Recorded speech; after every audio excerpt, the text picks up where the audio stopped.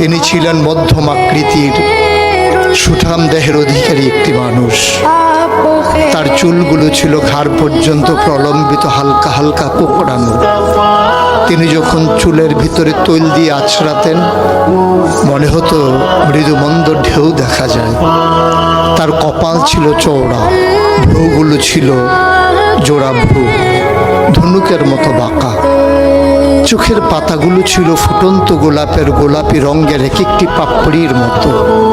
তিনি কখনো বা যখন চোখের পলক ফেলতেন, মনে হতো মৃদুমন্দ বাতাসে গোলাপ পাপড়ি যেন দোল খাচ্ছে।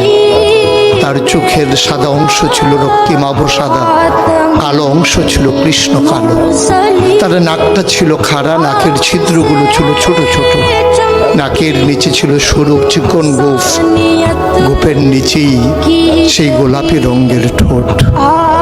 তার ঠোঁটগুলো যখন কখনো বা মুচকে হাসত, গোটা পৃথিবীর মানুষ অবাক বিস্ময়ে দেখত গোটা পৃথিবীতে যেন বিজলি চমকিয়েছে।